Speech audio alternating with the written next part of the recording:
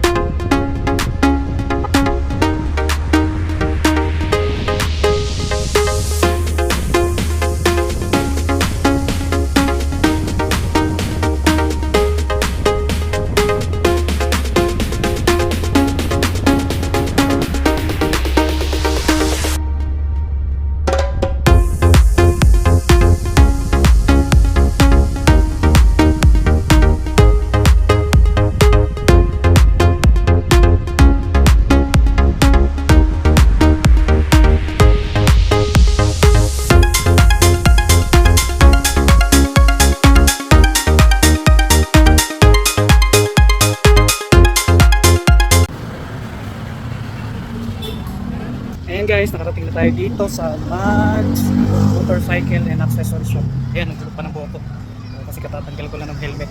So tara guys, papasukin natin itong shop niya at tignan natin, confirm natin kung kano talaga yung top box. Ayan guys, nandito no si Alan, yung owner ng Mags Motorcycle Shop Malabon. Mags Malabon kasi kadalasan puro shop yung na-ididikit or moto. So ngayon ito, ano natin si Alan, pa-explain ko kung ano diferensya ng 38 at 45. Actually ang hinahanap ko talaga compact lang, yung maliit.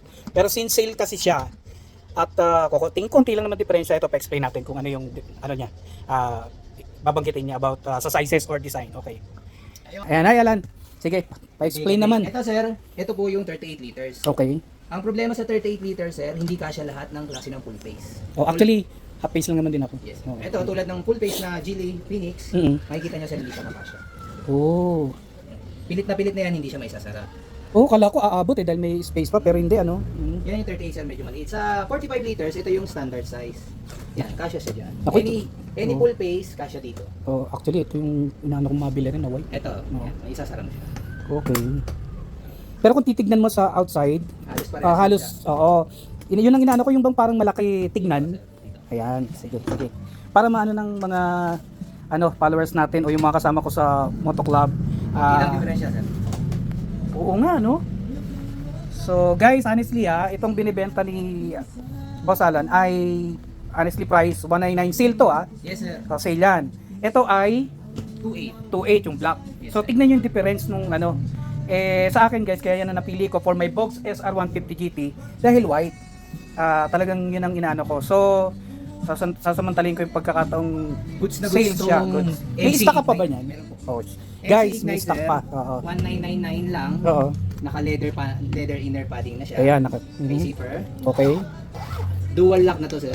Yun. Dual lock and metal base plate. Yun, metal base plate. Actually, yun yung hinahanap ko Kaya natagalan ako magganap ng ganito kasi gusto ko pag binili ko siya, yung gustong-gusto ko, hindi binili ko siya dahil napilitan. May sir yung sa 1999 na presyo natin. Lifetime warranty na yun. Hindi nang masisira siguro. Pero ang Kahit usual ilan na ka, nasisira kasi dyan sir itong lock set. Lock, okay. Itong lock set na to, ang cost niyan nasa 500. So, Kung warranty yan? Yes, kay MC Ignite lifetime warranty. Okay, okay. Replace lang ng replace pag nasira. Ayun ang ni Boss Alan, no, sa mga, actually hindi lang yung papa-explain natin sa kanya yung binibili ko. Actually, yun lang naman talaga pero meron siyang iba. Meron siyang helmet, may Geely, iba-ibang brand, may SEC, Marami po. may Zebra, iba-iba. So ayan guys, sa mga gustong bumili o naghahanap ng even accessories, sir, bait mo sila. Mga boss, pasyal kayo dito sa amin sa Malabon.